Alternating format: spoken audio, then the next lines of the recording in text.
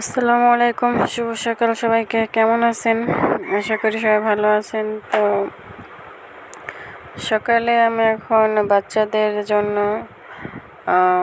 ডিম ভেজে নেব, তো সেটা আপনাদের মাঝে শেয়ার করছি।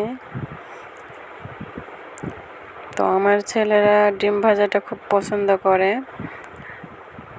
আমি পেঁয়াজগুলো কেটে নিলাম, এরপর ভালো করে লবণ দিয়ে পেঁয়াজগুলোকে মাখিয়ে ডিমটা দিয়ে একদম মিক্স করে নিলাম।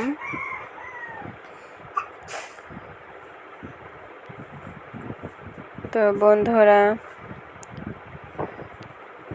অবশ্যই আমার চ্যানেলটা সাবস্ক্রাইব করে দেবা, পাশে থাকবা। তোমাদের মাঝে আরও নতুন নতুন ভিডিও নিয়ে আসার উৎসাহটা থাকলে অবশ্যই নিয়ে আসবো। সাপোর্ট করতে হবে। আমরা নতুন যারা আছি সবাইকে সাপোর্ট করব।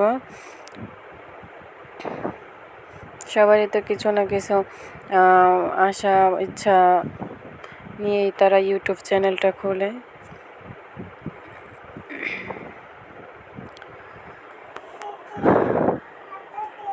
তো দেখেন, আমি সকালে নিজেদের পরিবারের বড়দের জন্য তরকারি রান্না করেছি, ভাত রান্না করেছি, কিন্তু বাচ্চারা ডিম ভাজা দিয়ে ভাত খেতে যাচ্ছে, যার জন্য আমি ডিমটা ভেজে দিচ্ছি। তো আমি মাটির চুলাতে রান্না করে থাকি। এখন শুধু 2টা ডিম ভেজে নেব, এর জন্য ঘরেই গ্যাসের চুলায় আমি ডিমটা ভেজে নিচ্ছি।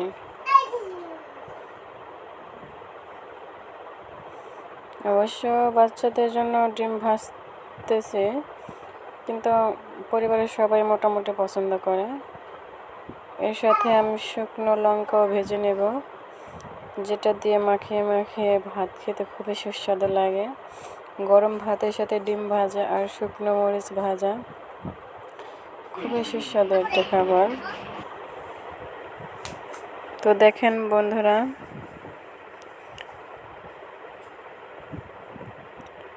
আমি ডিমটা সরিষার তেলে ভেজে নিচ্ছি।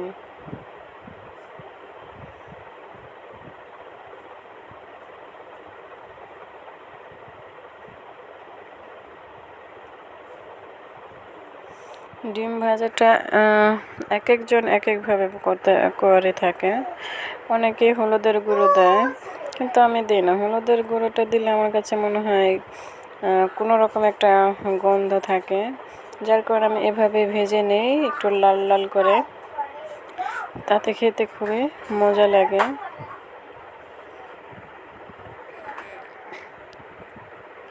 তো বন্ধুরা, আমার ভিডিওগুলো যদি তোমাদের ভালো লেগে থাকে তাহলে বেশি বেশি লাইক এবং কমেন্ট শেয়ার করবা এবং পাশে থাকার জন্য সাবস্ক্রাইব করে দেবা।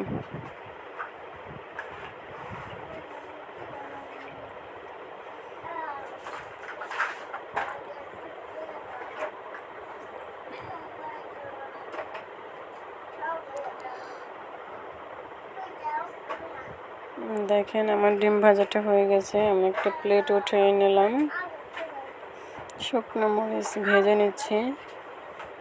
এটা বড়রা খাওয়ার জন্য ভেজে নিচ্ছে, বাচ্চারা শুধু ডিম ভাজা দিয়েই খাবে।